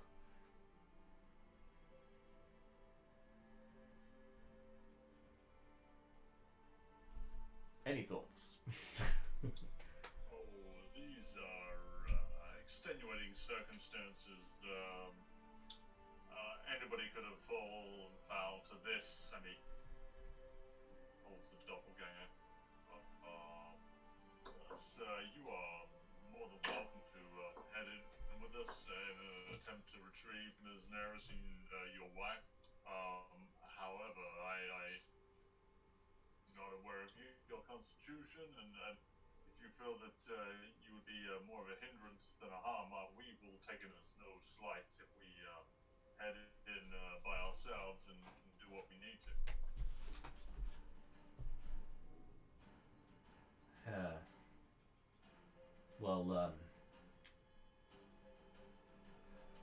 Maybe I'll go with you for a little while, and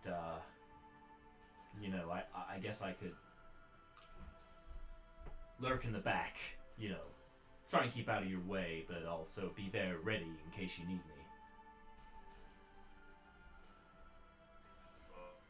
That would be, we would appreciate that, thank you.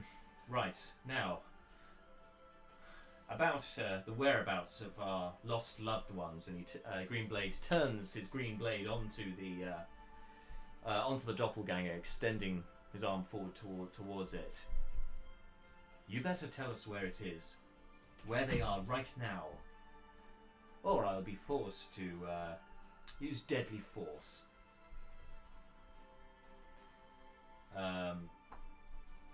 I guess I'll roll.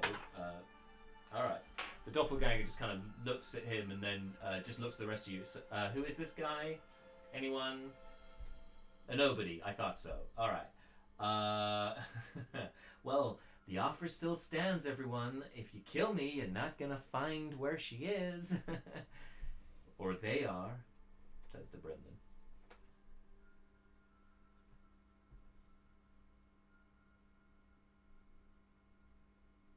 Oh, you guys are muted. Yeah, I think we're kind of we're struggling on this one. I think. Yeah. I would advocate you start actually being useful, as today you have been of zero help. Where is she? Would that Karn over there have anything to do with the location of Ms. Naeris? Yes. Yeah, we got you, James. I did a whole speech and my sound wasn't working. Oh no! Completely.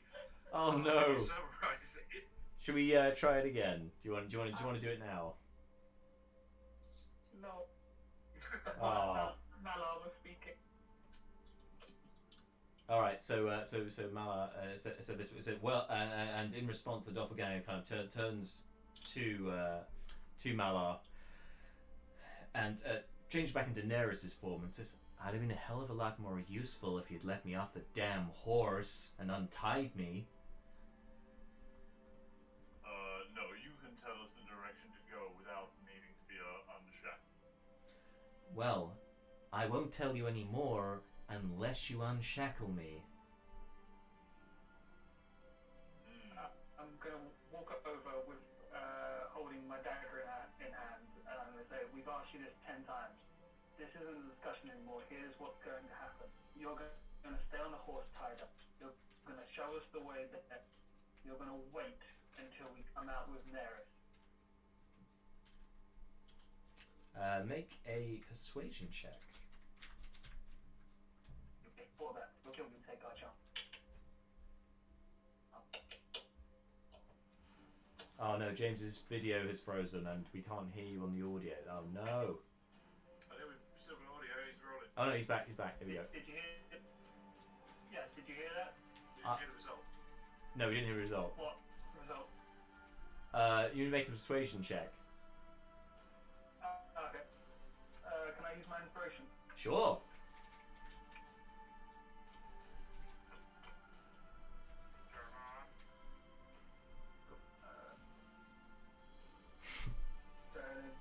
Thanks, Marshall. Persuasion, I can't remember which ones I've got. Okay, so I rolled a 16, and with persuasion, that's 23. 23, very nice. And you see the demeanour of the doppelganger change at this point, kind of considering your proposal. Well, as long as you keep me alive and eventually let me go on my merry way, then yeah, I'm happy to stay here tied to a frickin' horse. And it nods over to the cairns up on the hillside. Up there, there's a secret door behind the cairn. That's where you'll find them. It's an old fort of some kind, a dwarf fort. I don't know much about it, but that's where you'll find her, and Damon, and all the others. How many others? Last I was there was, I think there were 4, I think, last time I checked. Oh, and the prisoners, and the skeletons, and the zombies. Yeah. Oh, excuse me, what was that? I got a natural 1 on insight. I'm so glad she's telling us entirely the truth and everything she. You haven't the foggiest as to whether it's a very duplicitous being, so it's hard to know when they're being straight with you. Yeah, Brincom got 7 on insight, so in a very similar position. But it again seemed gleeful in sort of saying that there were 4 beings there. There were also skeletons, zombies, and prisoners. Malor, There's not enough for us. Perfect. Malor sort of is very much taken aback at the statement of skeletons and zombies. Like, he looks genuinely horrified.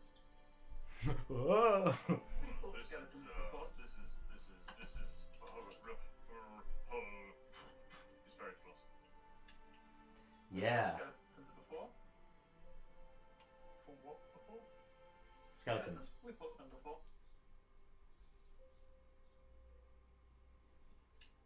You fought a couple in the Rat King's lair. Yeah, and when in the flesh brolly incident, skeletons were also a thing. But that doesn't mean that they're not going to be disturbed. But even so, zombies is new, so that could be another thing that's chilled Malar. And But it's, life domain cleric, right? Yeah. He's always going to be against the Doppelganger definitely notices this as well. Notices him, Malar looking worried and kind of grins and goes, see the elephant's scared of a few dead things, huh? Well, you're gonna have a great time in there. I'll just stay out here if that's okay. I squeeze the doppelganger hard. Oh, this is not fair, my friend. This is an abomination. I think you'll find I'm a doppelganger, but I take your point.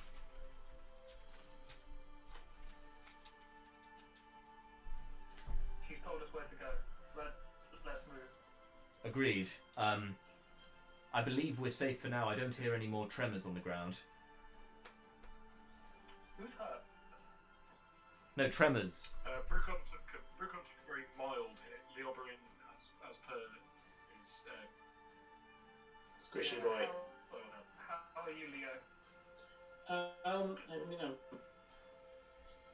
There's probably like blood running down his face. I'm fine. How much Let's do you need? save our spell slots and power. I'll give him a potion, a healing potion.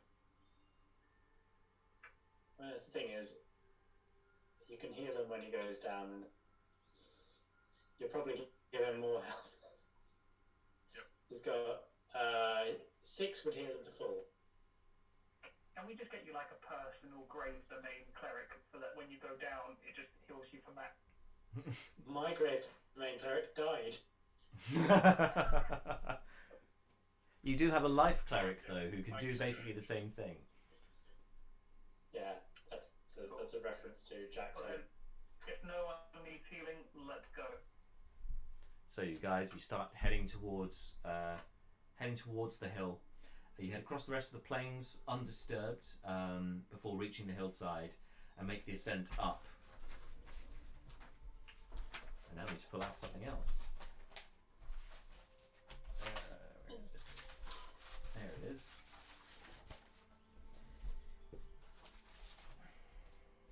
You get up to the top of the hill and there's just one central cairn, pile of rocks about 5 feet wide, maybe slightly over, and similar in height, 4 or 5 feet high.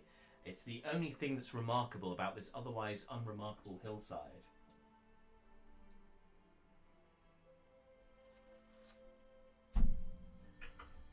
Sorry, I think we might have lost some audio at the end there, Jack. No worries, it's just it's a fairly unremarkable hillside. There's just one cairn in the middle. It's about 5 feet wide and about 4 feet tall. Where's the door? I'll say, look. You've just got to look and you'll see it. Leo, can you sense it? Oberon detects some magic. I'm glad you did. With Detect Magic, you can see that on one side of the cairn is radiates illusion magic. It appears the doorway has been concealed within the rock. Yes, it's and Oberon will just walk up the concealed entrance and put his hand through. Yeah, and there's no doorway. It's just a complete. There's no door. Sorry, it's just a doorway. It's a complete illusion. You just walk straight through the. You can put your hand straight into the rock without feeling anything. It's an illusion. And then the open steps right through. And you step inside, and you find in front of you, beyond the illusion, is a set of stone steps spiraling downwards. There's an ominous wind whistling throughout this stairway up to you and out. Sometimes back the other way, from outside, the wind going inside and down below. You just feel the wind rushing through your hair, and the air feels dry and cold inside.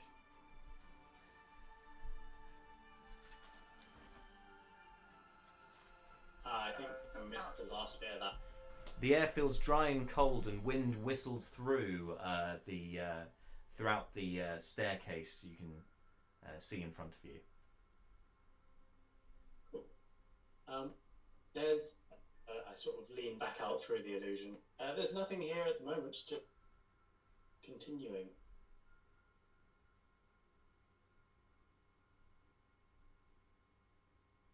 Malar will pull out his continual flame torch, hold it in his trunk, and head in after Leah.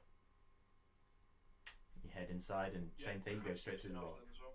So one by one, you start heading in through the rocks. Are you guys happy to leave the Doppelganger and co outside, or did you want them to come in with you?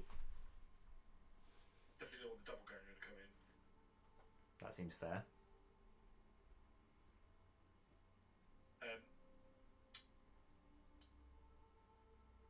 Not sure about the others. Might be worth having a tactical chat, but I guess we're kind of just going in and seeing what we're looking at first of all. Got some funny goings on here on the. While he's dropping in and Plus out, James. Yeah. what I will say is I suspect that if we leave the Doppelganger outside, we're not seeing Horsey again. We kill her? Tell James I said that. James can hear you. What, James, are you on the line still? Yeah, I'm. Oh, fuck!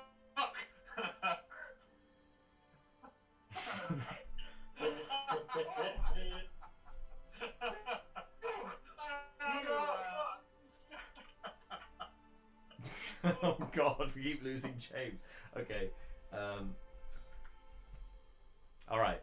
So anyway, as for Greenblade and Brynland, did you want them coming in with you, or would you be happy with them being stationed outside?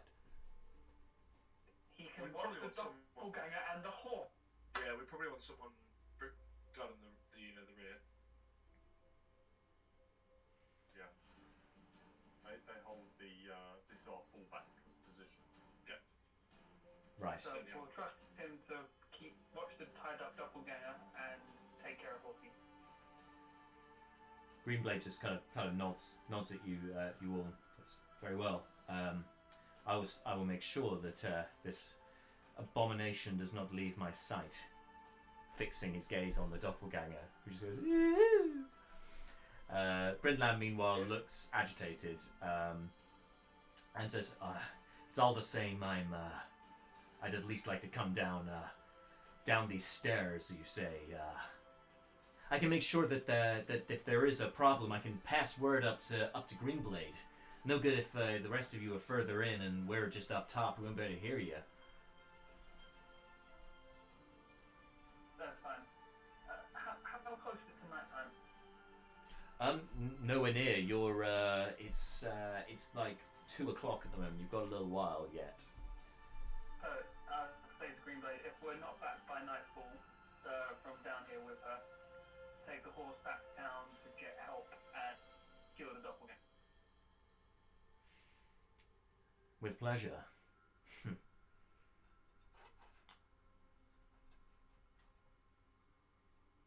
we go down? Yeah, All right. let's do it. Like, You guys start descending down the spiral staircase into this into whatever lies before you below. You do note, however, Brucon, on your way down, that even this spiral staircase, the way it's been manufactured, the kind of utilitarian style, very dwarven, and the fact that you're going into a subterranean kind of base, this all has the hallmarks of an old dwarven settlement of some kind. But as to what, you don't know yet, not until you get a better look inside when you get to the bottom of the stairs. But as you descend with Malar's torch in hand, in anticipation of finding your friend again, we're going to draw an end to today's session. We'll pick this up from here next time to continue the adventure, and I hope to reunite finally the party together, unless the Red Mages have anything to do with it, in which case, well, who knows what could happen. Alright, so thank you guys, thank you all for tuning in. I will be back on Friday with a campaign diary to wrap up what happened today and in last week's session.